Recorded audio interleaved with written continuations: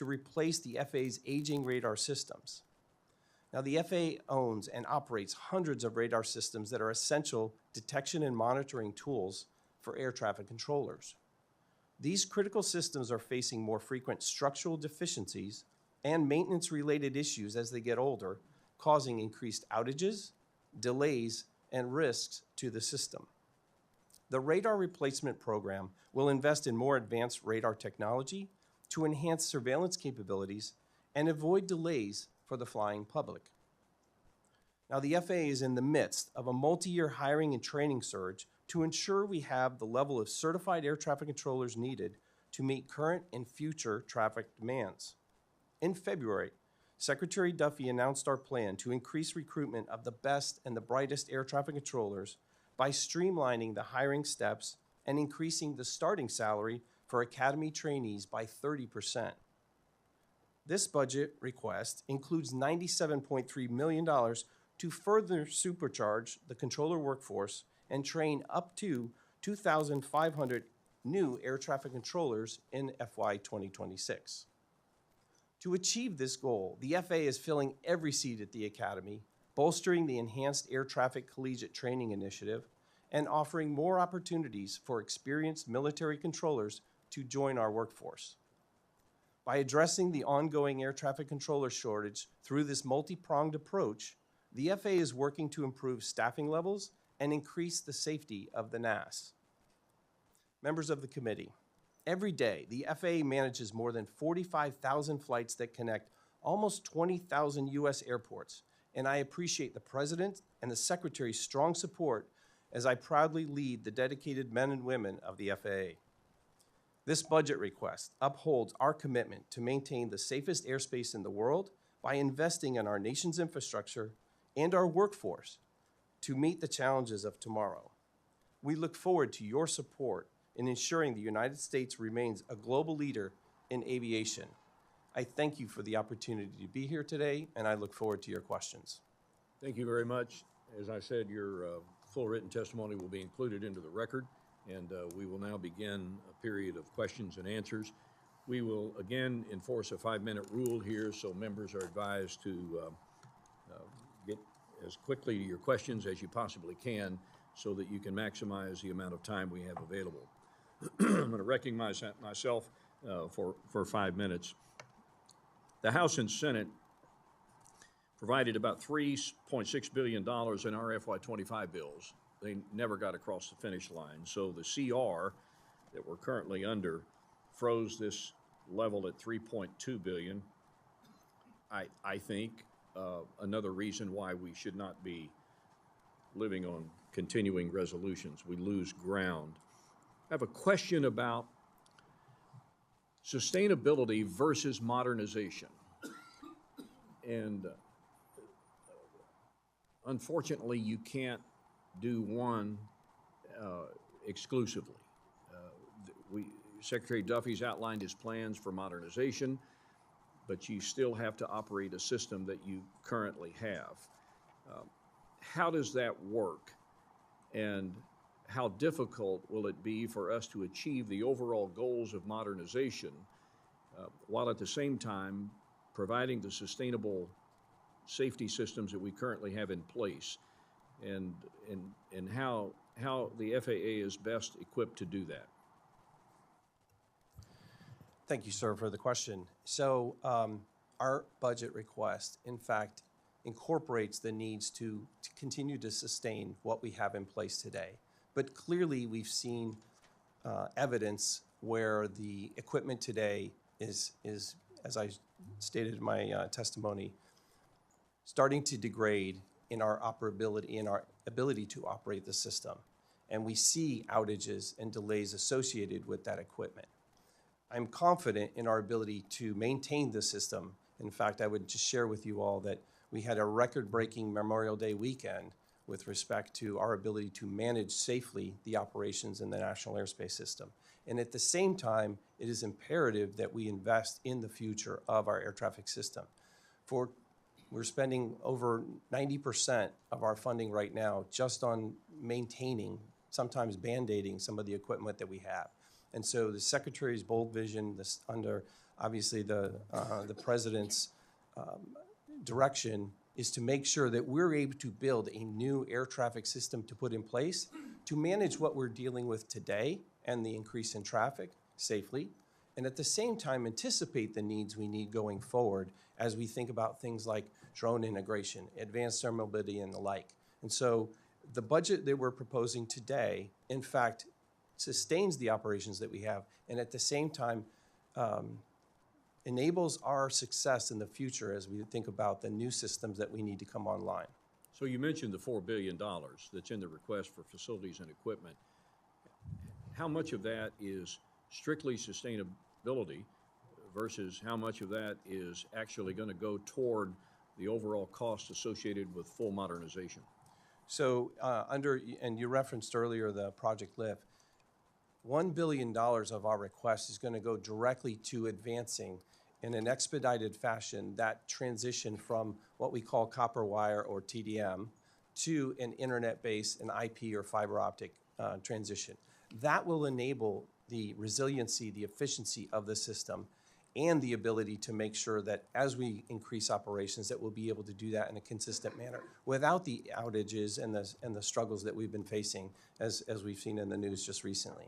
Given your time at the FAA, going all the way back to nearly the turn of the millennium, when we started this next-gen project, and we've spent billions of dollars on next-gen, how would you grade, and you heard in my testimony or in my opening remarks about the fact that we got bogged down and the speed of technology was not matching the speed of our ability to improve. How would you grade, if you were giving a letter grade to the next-gen project, how would you grade it? And how much of that $14 billion that we spent on next-gen could have been better spent, put it that way? I would certainly agree with that premise that it could have been better spent. As I think about the advancements, and today we do have systems in place that NextGen generated with respect to things like datacom, which is texting between the pilots, the controllers and the pilots. So some of those capabilities came online. At the same time, let's recognize that for a variety of reasons, that vision was not fully realized, which is why I pivot to what we're trying to do now with this new and bold plan. When we think about the future, when we think about what we're sustaining today and where we need to go with respect to new technologies, safety technologies and efficiency technologies, this is what we're looking for as we think about this new air traffic modernization plan. You didn't give it a letter grade, but can I assume that you're not advocating that it be on the honor roll? Yes, sir. I can agree to that. Fair enough. Mr. Clyburn.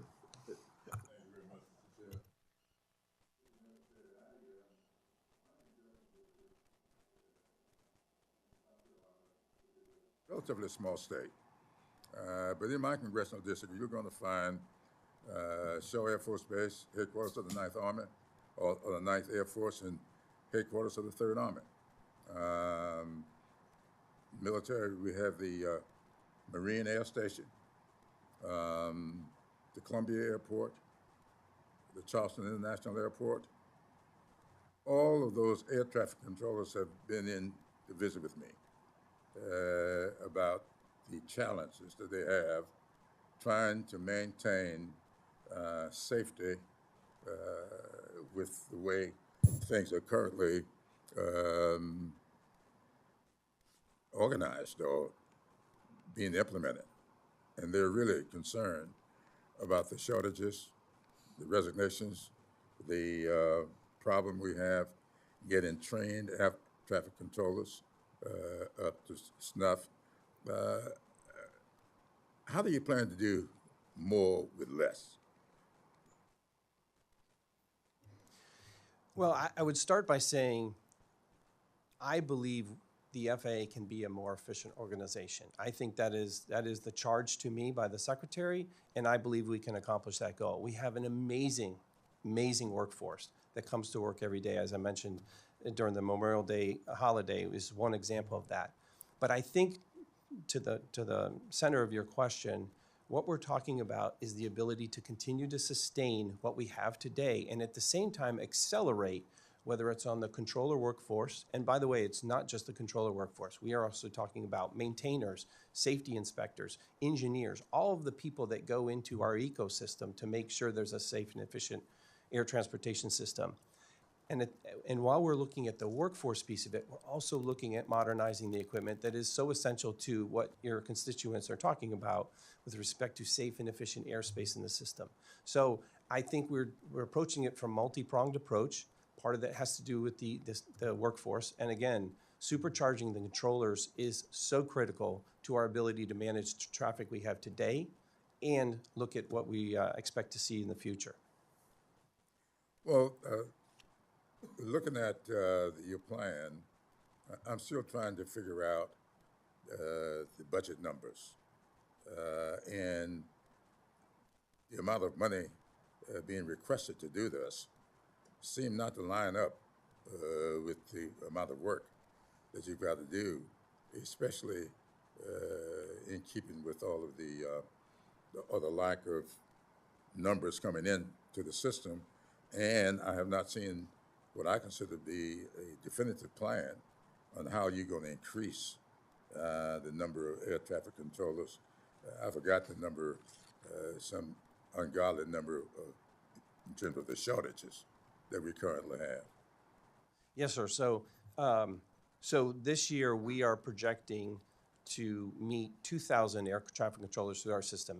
Just a few months ago, we realized we may not hit that thanks to the Secretary and his leadership. We have supercharged that, so we will get 2,000 people into the training academy, which, by the way, Chairman Cole, is a gem for us when we think about what we're talking about there in Oklahoma City and the ability to put controllers through that system. As it relates to the technology plan, again, the $1 billion is to make sure that we have that resiliency in the fiber optics so that there is good connectivity between the facilities themselves.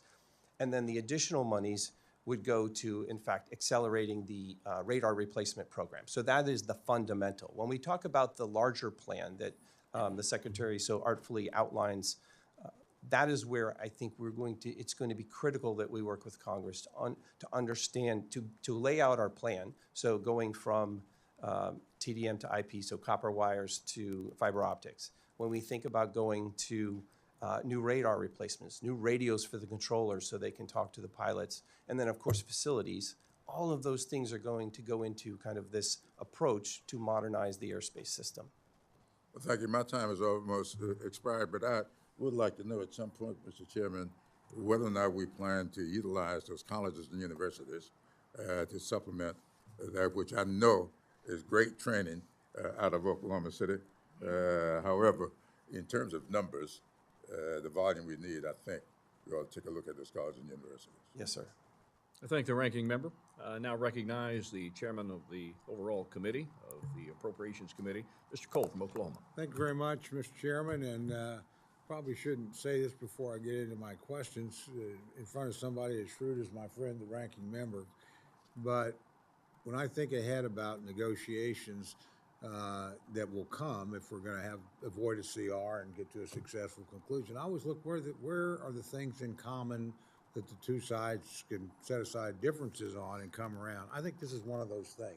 Absolutely. We're all very interested in what it takes to fly safely. It's important commercially. It's much more important, obviously, in terms of lives. So, I would just advise you and by our former colleague to be ready to take advantage of that opportunity down the road. I mean, I think that this is one where we will work together and try and make a significant investment to move us materially toward the goals that you've outlined.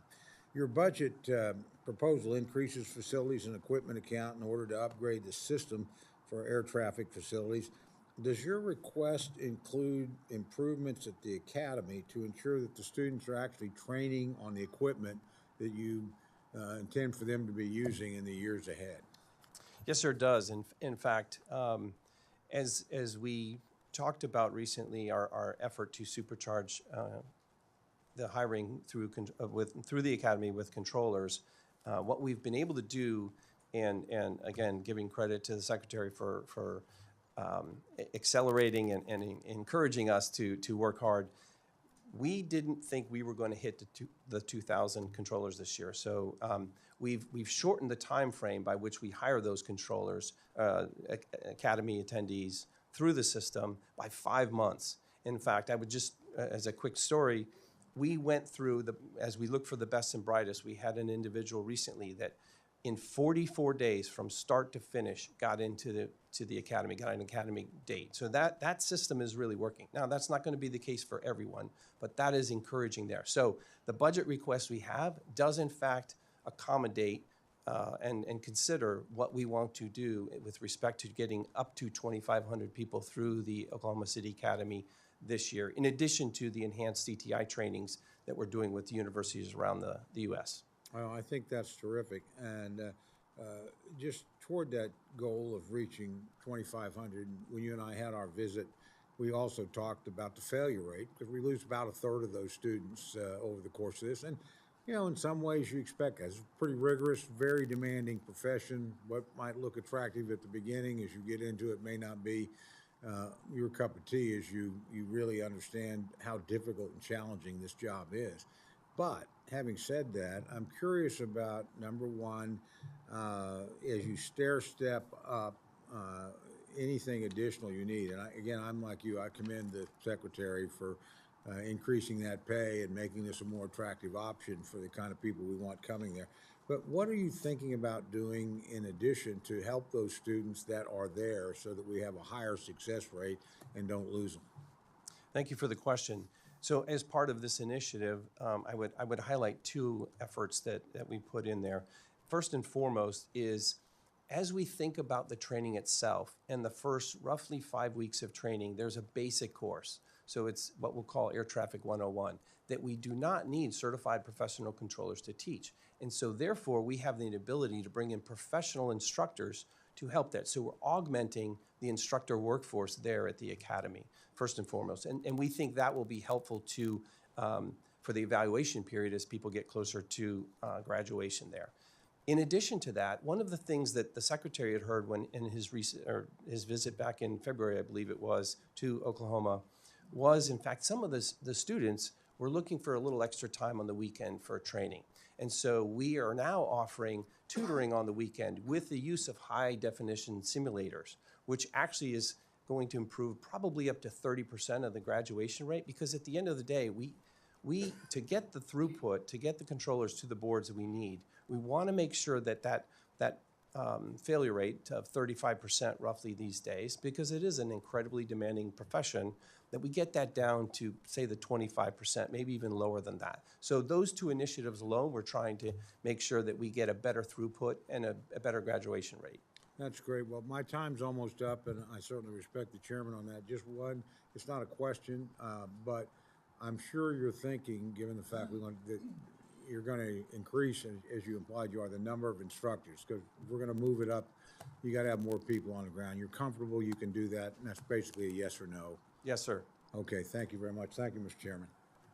I thank the gentleman from Oklahoma, and not to belabor the point necessarily on air traffic control, but it's one thing to get a certified air traffic controller, but it's a whole other thing to certify them or to prepare them for whatever assignment they're going to, and that could be a pretty lengthy process as well. Is that correct? That's correct, sir. It can take anywhere from 2 to 3 years to get a certified professional controller through the system and qualified at the facility they're going to be working at. Ms. Torres.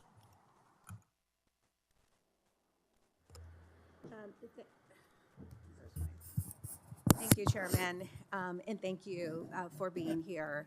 Also, as I mentioned to Secretary Duffy a few weeks ago, we are seeing a troubling rise in near misses, including navigation systems shutting down themselves while a plane is attempting to land.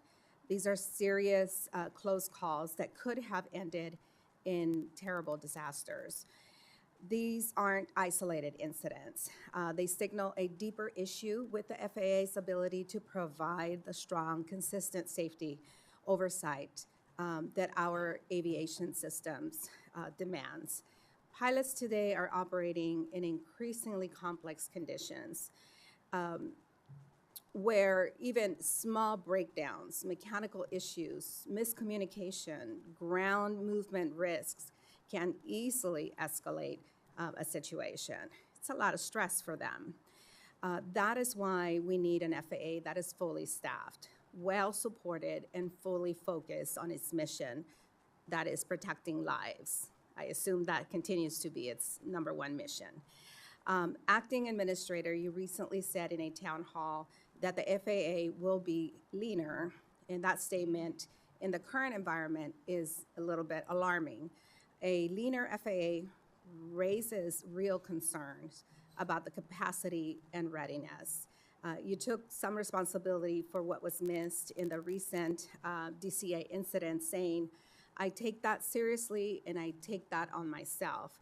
I returned to the FAA just 2 months ago, and I care about the national airspace system for safety and the workforce. I sent you my questions in advance so that there would be no concerns or mistakes. What immediate steps is the FAA taking to reduce near misses and protect safety on the ground and in the air? Thank you for the question.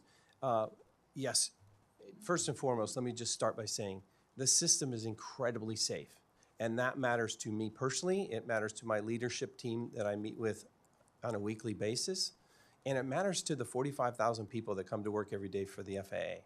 As it relates specifically to what we were doing now, as a result of the tragic crash of American Airlines 5342 a few months ago, we initiated a very aggressive effort to look across the nation for what we refer to internally as hotspots at 20 locations around the nation to ensure that we were picking up on the data that we may have missed previously. We used new tools like AI and machine learning. But safety incidents haven't stopped. So what can we aggressively change today, yesterday, tomorrow to stop these incidents, these near misses? I'll give you 3 quick examples. First and foremost, Las Vegas, Nevada. We identified early on that the vertical and lateral boundaries for helicopters in fixed wing were not where they needed to be, and traffic advisories, so calling out controllers to pilots to telling them about helicopters in the area. That was something we did immediately when we identified those issues. In the LA basin, we're looking at the mix of traffic there between helicopters and a fixed wing in some of the more dense air traffic areas there. And then finally in Alaska, where weather is so important to the people in Alaska, and we're testing new technologies to bring additional satellite weather into that area too. Have you raised these concerns with the Secretary? I talk to the Secretary regularly, and he has impressed upon me Specifically that, on these issues that you identified? Yes, we have. Okay. So how is the FAA reassuring our pilots and our crews and passengers that every aircraft is held to the highest safety standard? And I really appreciate it because in addition to what we call this hotspots review, we actually had a series of engagements with the community. So the first one was general aviation, business aviation. Then we moved to the helicopter community. Then we moved to ramp workers to make sure the airport safety on the ground was well done. And then we just finished recently with the airlines themselves. So we've engaged directly with the operators within the system. I'm very concerned about the software mechanics, engineers, whatever we want to call them. The people that are working on the system that was, launched in the 1970s. Right. You can't bring in a modern worker to replace that worker. And I think I'm out of time. So you and I will continue this conversation in the next opportunity. And I Be yield happy back. to. Thank you. Mr. Strong. Thank you, Chairman Womack and Ranking Member Clyburn for holding this hearing today. I'd also like to thank the subcommittee staff for their hard work. It does not go unnoticed. Mr. Rushlow, thank you for being here today. My district in North Alabama is home to Huntsville International Airport. I'm proud to say Huntsville has been named the best small airport in the country for the 2nd consecutive year. Airports can find it difficult to plan long-term infrastructure projects when they don't have clarity on funding timelines or FAA approvals. Mr. Administrator, has the FAA considered establishing response deadlines for project approvals, allowing them to move forward if no determination is issued within a set time frame? So yes, sir, I know by law, and let me just say, I've been to Huntsville a number of times, both in the Air Force and within the FAA, and it's amazing how Huntsville's grown. With respect to timelines specifically, I know that reauthorization requires that deadline to be 45 days. In addition to that, we have the NEPA requirements, which is a year for an environmental assessment and then 2 years for the EIS, so the environmental impact statement. And we work closely to that within the airports division. Thank you. I serve on as the co-chair of the Army Aviation Caucus alongside Ranking Member DeLauro. I would like to express my deepest sympathies for those impacted by the horrific collision at DCA on January the 29th. In the aftermath, the Army's use of automatic dependent surveillance broadcast, affectionately known as ADS-B, transponders and information communicated to the DCA air traffic control has come under focus. Reports from more recent close calls have highlighted that even through Army aircraft have been transmitting ADS-B information and haven't deviated from approved flight paths. Air traffic control has issued go-arounds to commercial airliners because they have been unsure of the helicopter's position. Mr. Administrator, does air traffic control utilize ADS-B data for deconfliction of aircrafts at DCA? If so, is it the sole means of tracking aircraft, or does it use a mix of different systems? Yes, sir, we use a mix of systems. We in fact use ADS-B. We also use radar, and we use visual separation as well as appropriate. Does using the mixed systems, does this create an ability or degrade ATC's ability to ascertain the aircraft's position? I think the multiple systems offer the controllers the ability to manage the airspace as efficiently but safely as possible. Despite previous actions to increase funding for the FAA's Office of Commercial Space Transportation, the industry still faces long delays in licensing for launch and reentry. What is the FAA's strategy to streamline licensing while maintaining public safety? Are there any specific tools or systems the FAA is investing in to ensure regulations don't ground our space industry? So I'm very excited about the commercial space industry, and it's certainly one of the areas that I've been focused on in coming back to the agency. We did 142 launches last year. We're expecting close to 200 this year, and it's really an exciting time to be. With regard to what we're using to streamline, so we recently issued Part 450, and we are working with the space operators to better understand how we can do that more efficiently going forward. And with respect to airspace, we use what we call the Space Data Integrator. So our air traffic people work very closely with the launch operations to make sure that we can minimize the time that we need to open the airspace for the launches so that we can have smooth transitions between commercial airlines and commercial space launches. What steps is the FAA taking to integrate space launches into the National Airspace Center effectively? I know you've mentioned a couple there. Yes, sir. So the Space Data Integrator that's located out at the FAA's Command Center is really a key element of that, because as we see normal air traffic operations within the system, and we see the increase in space launch operations themselves, we want to make sure we deconflict first and foremost, and second, minimize the impact to the traveling public through airlines. Thank you. I know that Chairman Cole and Chairman Womack mentioned this. You look at this budget, it is not a budget that is divided partisan. $4 billion for equipment account, $1 billion for modernization of telecommunication network, radar replacement program, hiring and training, add 2,500 new ATC. That's what America is looking for. We want to be sure it's safe. I thank you for your efforts, Mr. Chairman. I yield back. Thank you. Mr. Quigley. Thank you, Mr. Chairman. Administrator, how many total FAA employees have taken the President's early retirement opportunity? How many total employees? So those numbers are not finalized yet, largely because we're processing through what we call DRP2. So we had our first tranche of people that came through, and I believe that was roughly 700 that applied for the DRP. And then now we're going through that process for the second one. So we'll roll those numbers up as we go through. I know that I'm in constant contact with my leadership team to understand what the impacts of those. And I would just note that in a number of those cases, we've been able to talk to people who have expressed interest and negotiate their time if they in fact do want to leave. But for air traffic controllers, for example, they've been saying that there have been no cuts to them, but how many have taken early retirement? So there have absolutely been no cuts, and the controllers themselves are it's a not different- eligible. They're not eligible for early retirement.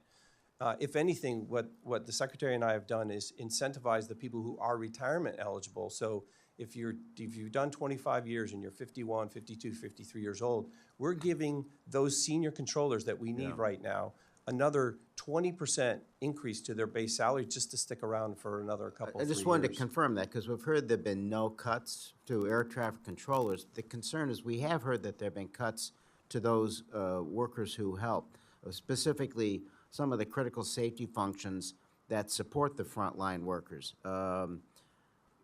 The dismissal of probationary employees and early retirement buyout program, we're hearing that about 12% of the aeronautical information specialists have left the FAA or are poised to leave.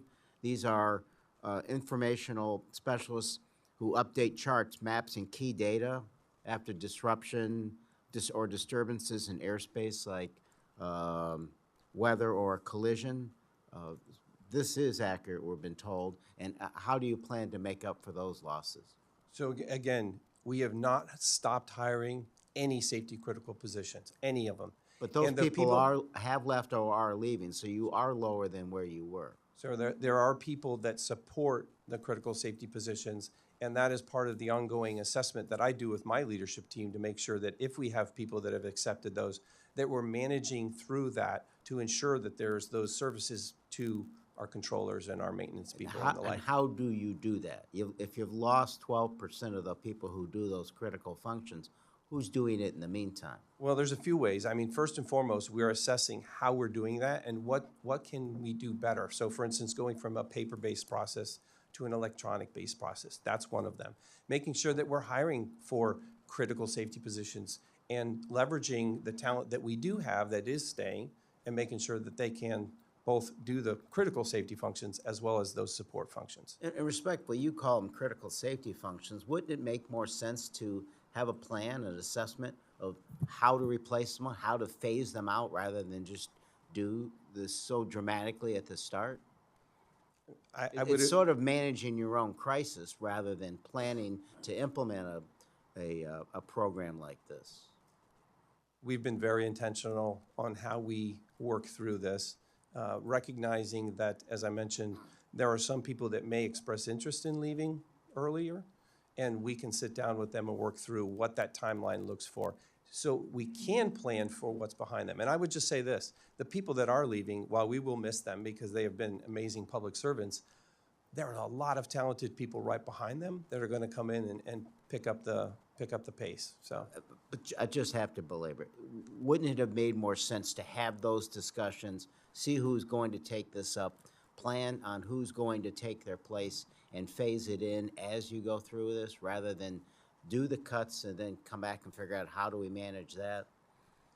I do think there was an opportunity at this case, though, even though we may look back and may have approached it a different way, there was an opportunity to allow people to leave that wanted to leave, and at the same time negotiate with them for a smooth transition. I yield back. Chairman Rogers.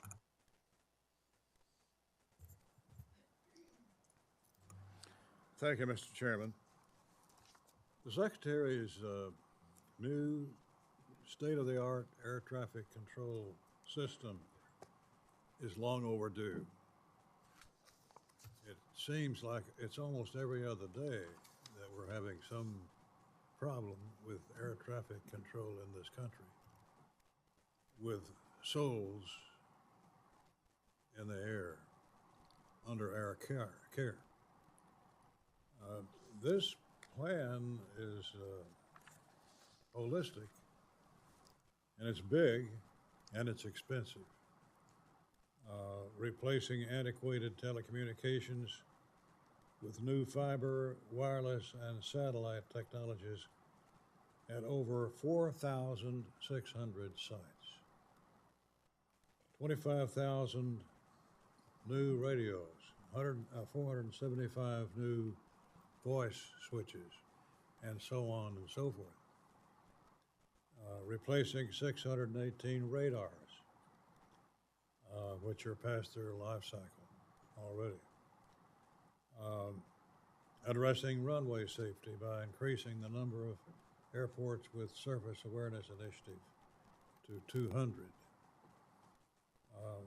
Building 6 new air traffic control centers for the first time since the 60s. Replacing towers and TRACONs. Installing new modern hardware and software for all air traffic facilities to create a common platform system throughout towers, TRACONs, and centers. And then the special problems in Alaska with adding 174 new weather stations just in Alaska. This is a huge undertaking at great cost. I've got a mechanical question that Chairman Womack opened up. How are you going to do this? Are we going to build a new system separate and apart from the present system? And one day when you get the new one built, you'll switch to on and the other one to off? How's that going to work? Thank you for the question. And there is no doubt we are looking for a real investment in this. And I believe it is a true investment in the U.S. and the future. When I think of the aviation industry as an economic generator of over $1 trillion and 10 million U.S. Good-paying jobs, as it relates specifically to our plan that you so well outlined, part of that a big piece of that is being able to sustain the operations we have today. As I can talk a little bit about Newark, where we're transitioning from the copper wires, what with the old-fashioned telephone lines, over to fiber optic cables. That's just one example of where we're taking kind of what we have in place and we're transitioning into a new system.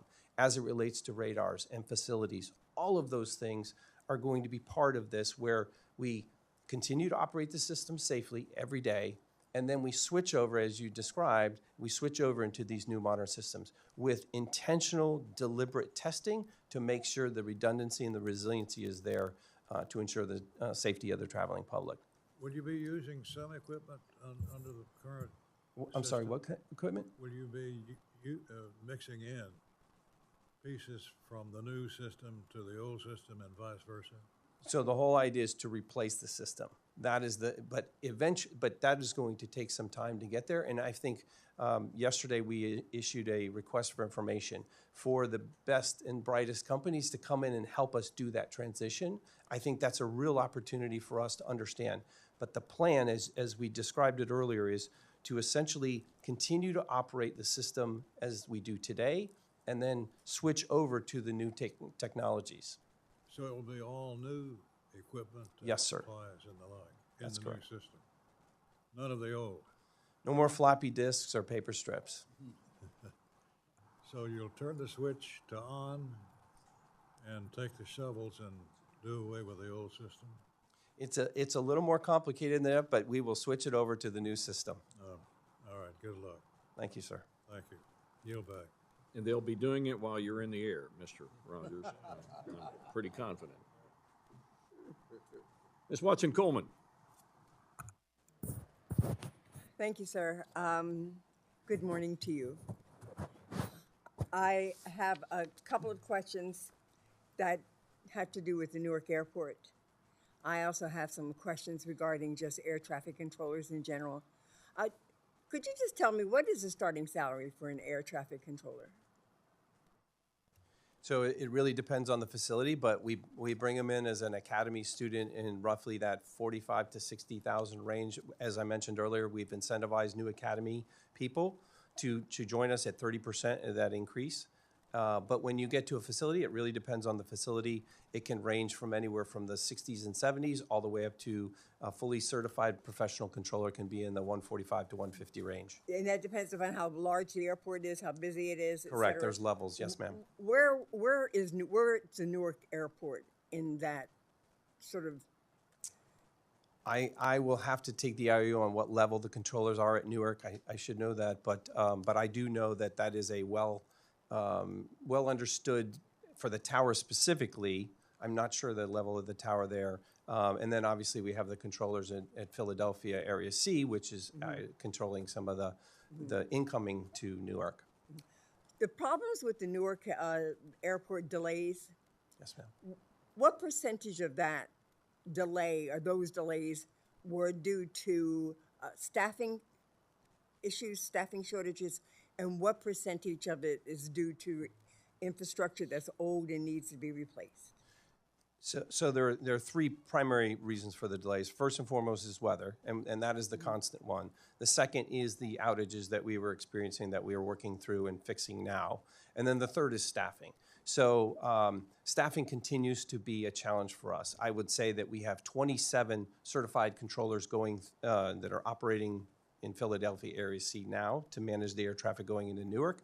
And we have 22. We just got 6 new people going through training now. So we will be healthier towards the end of this summer for Newark specifically in that Area C. So I'm confident in that the delays will be reduced for going in there. In fact, even working with the airlines through our recent delay reduction effort, we will be here shortly and probably next week at a 34 rate, which will be able to manage safely through that air traffic system with the controllers. So is it infrastructure, is it congestion, or is it staffing that is going to delay Newark being up and ready at its capacity in October as opposed to July, August, September? I would say I'm confident that by October timeframe, the technology issues will be resolved. The Secretary's been very clear with me that we need to fix this, and we're fixing this now. The second piece to that is the staffing. I think by October, we will be very healthy in there at staffing levels that we need. And then, of course, the weather is always going to be one of those challenges. So I know, sir, that there were not cuts to the air traffic controllers, but as my colleague mentioned, there were cuts to staff that support those functions. And I'm wondering, to what extent, I understand that in February, Elon Musk's Doge folks came there with their chainsaw, and as a result, 400 people were let go or went on their own. Is that accurate? I would clarify by saying that there were 400 probationary employees that were terminated, 360 of which returned to the FAA. Why did they return? Because they were, because it was wrong to let them go? It was a court case. My understanding of the court case ended up having those probationary employees be returned to So duty. I know that you've been in service in your capacity for quite a while. Were you at all consulted when those 400 people were identified to be released? And did you have any input on whether or not that was going to impact your ability to do what we all agree is your primary function, is to make sure planes don't crash to Right. one another or into grounds? Right, so I certainly was in the chair. I've been in the chair for 4 months now.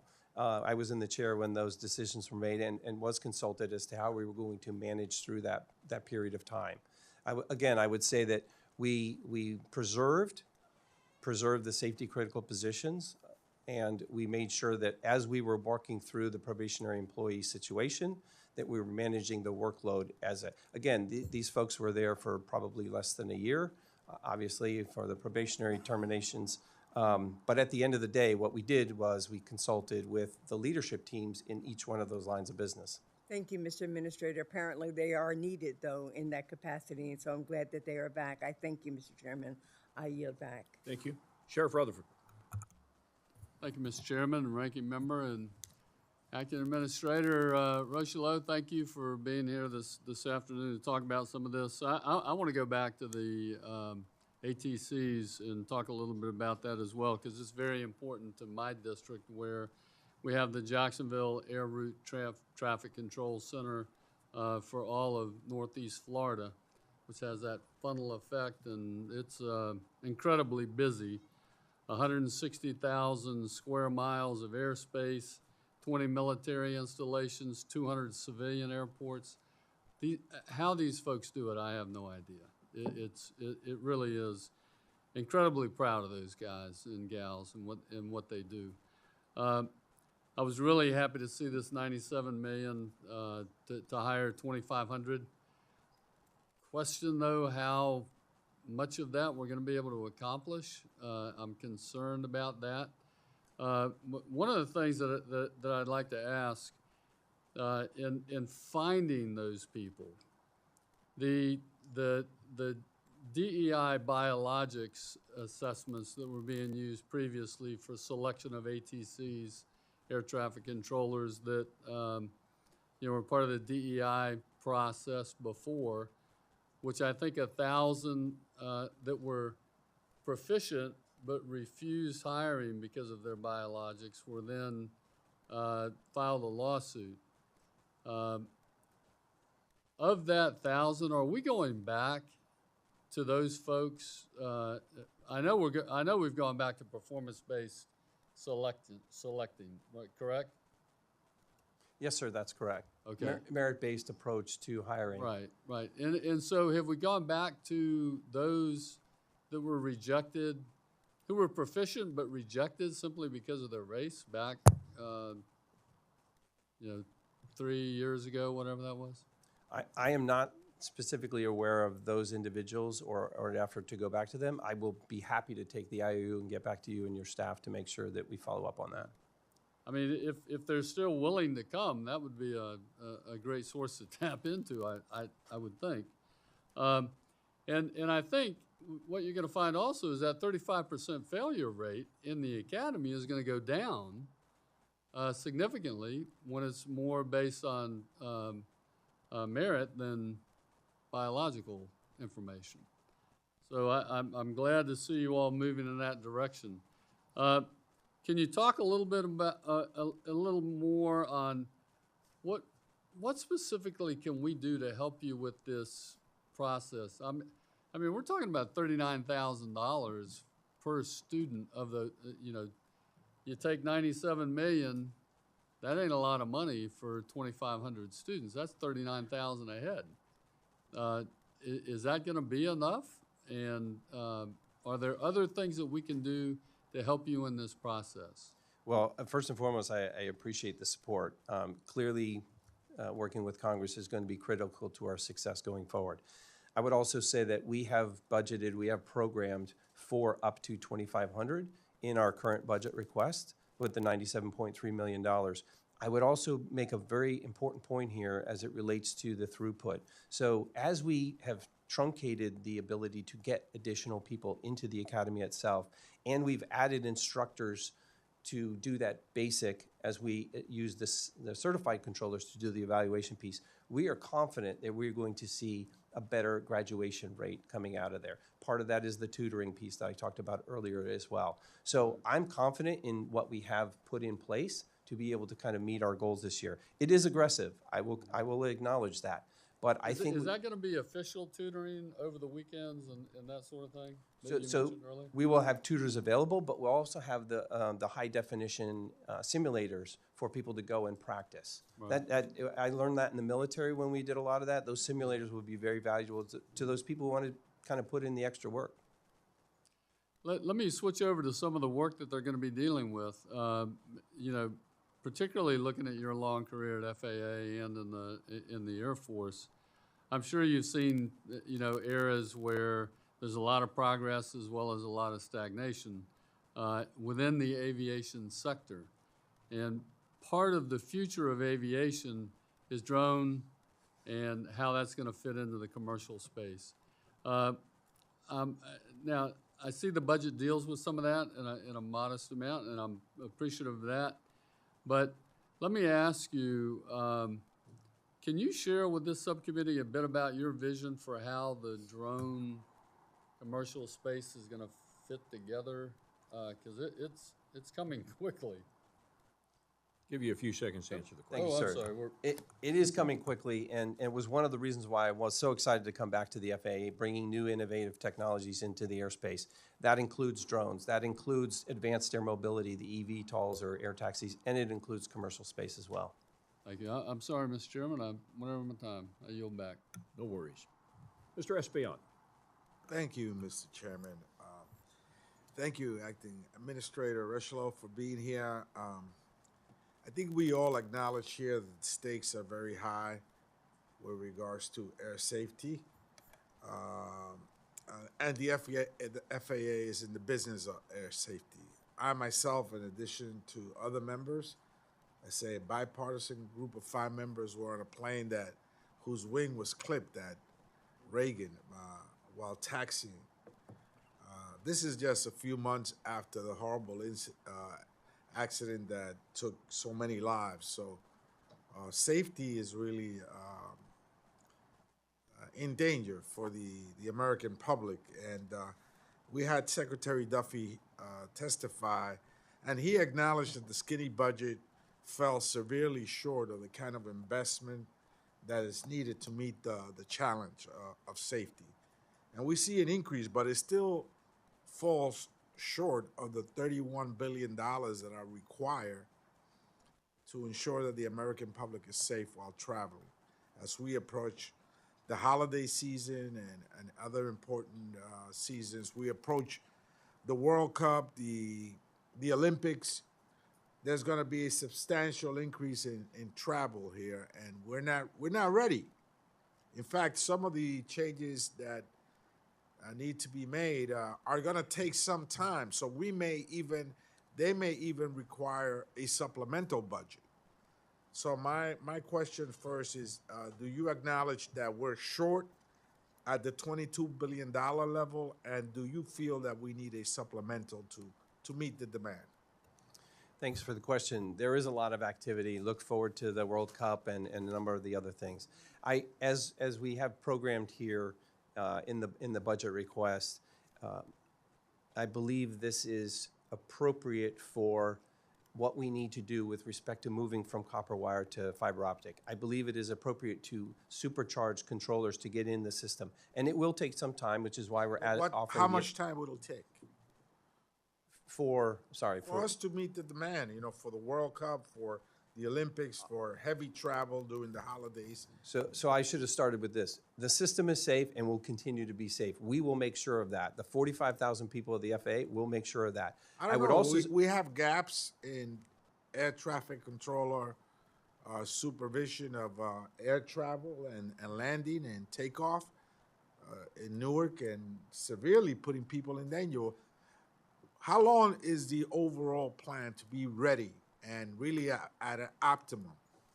We will maintain the safety of the system. We may slow it down, but we will maintain the safety of the system. Can you give me a time frame? I believe, particularly engaging with Congress here, when we talk about the Secretary's plan for a big, bold, and the President is a champion of this as well, for a new air traffic system, we're looking at a 3 to 4 year period. I believe we can get there even quicker. Do you think that will require a supplemental budget? That I think will be bipartisan in scope. I think everybody wants safety.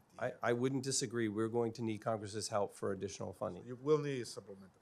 Okay, my next question is, Elon Musk brazenly pushed for the FAA to use his Starlink satellite for air traffic control. That's been reported. Have you ever had a conversation with Mr. Musk, personnel at the White House or Dodge staff about potentially using Starlink for air traffic control systems? I have never had a conversation with Elon Musk. I have worked very closely to make sure that as we experiment with new capabilities, including satellite technologies like Starlink. Have you had a conversation with the White House staff or even with Dodge staff about using Starlink? No, sir. Thank you so much. I yield back, Mr. Chairman. Mr. Gonzalez. Thank you, Chairman. Thank you, Minister, for testifying today. I want to talk about safety. We often talk about aircrafts falling out of the sky, which is important, or getting clipped as you're taxiing. But I'm worried about these increased amounts of unmanned aircraft systems, UAS, drones, that are falling out of the sky. We just saw Ukraine conduct one of the most significant operations of the Russian-Ukraine war. And with a small amount of money, with a small amount of quadcopters, they were able to decimate Russia's long-range strategic bombers, okay, to the tunes of billions of dollars. I'm worried about that. I mean, that's not a what if, that's now. That is currently, right now, what is happening. My question is pretty simple. Is our U.S. airspace safe from drone threats? I would refer that question to the national security, but our airspace today is capable of managing safe integration of UAS. Because this is what I worry about, is after 9/11, everyone's pointing fingers, and everyone saw this coming, but it's always somebody else's preview, right? And I'm trying to figure out, everyone has a piece of it, and I'm trying to figure out what role FAA plays in this when it comes to drone technology, when it comes to drone interaction, when it comes to that piece to it. It's a great question, and I should highlight the close coordination, collaboration, and communication between the FAA, the DOT, the Department of Defense, the Department of Homeland Security for the things you're talking about. As we work through integrating UAS into the airspace, we're working alongside our national security partners every day. Let me ask you another question. How many drones were in U.S. airspace yesterday? I'll have to take an IOU on that one for you. I know we fly thousands of drones every day in the airspace. I don't have an accurate count for you today. We should absolutely know what drones are in our airspace every single day. And that's what I want us to get to. Who's in the air? What are they doing in there? What are the intentions? And I don't want to wait until it's after the fact. I want to get ahead of that. To that point, what resources do you need, does FAA need from Congress to ensure that critical infrastructure from future drone threats is safe? So our budget, in fact, does incorporate our need from Congress, our support from Congress, to make sure that as we work through this safe integration into the airspace, that we're working specifically on things like drone detection, drone mitigation. Again, working with our national security partners who do this for a living. I think this is important. Once again, this isn't the future. We're here, right? And guess what? Every drone that's up in the air isn't necessarily gonna cause harm, but there may be some that do. And we're at a point where very soon, you know, Amazon packages are gonna be delivered. It's gonna be a very busy airspace. It already is. And the fact, we need to know how many drones are in the air. And we need to know what those drones' intentions are. And we also need to have counter UAS incentives, you know, or mitigations involved in that. And I think FAA plays a role in that. I understand you're working with other partners, but the airspace belongs to you, right, in many cases. So how do we continue to work with that? Big part of that is the budget on that. I'd love to continue to work with you and hear back on some of your answers. I'd be happy to do that. We are very much in favor of the drone detection and, of course, the mitigation when appropriately utilized. I have 1 minute left. My last question is on this. Section 570 of FAA Reauthorization Act directs the department to partner with national academies to assess the loss of commercial air service in small communities and identify options for restoring it. I appreciate the directive, and I think it comes at a critical time for Del Rio. Del Rio is a border community. Del Rio is central to Laughlin Air Force Base, as well as the Del Rio Border Patrol sector. Can you speak to how the department is, and we're currently without a... For review, which undermines the Fed's independence and all but guarantees a new deregulatory bonanza for these Wall Street banks. She has refused to answer questions about whether she met with then-President-elect Trump or his transition team while on an official Federal Reserve-funded trip to West Palm Beach in November 2024. Look, our economy is in a precarious moment. President Trump's disastrous mismanagement of this economy is raising costs for families, it's putting jobs at risk, and it's threatening to decimate small businesses across this country. Deregulating Wall Street right now would throw gasoline on Trump's economic fire. The last thing that families and small businesses need is another massive financial crash. I urge my colleagues to oppose Michelle Bowman's nomination. Thank you, Mr. President. I yield the floor.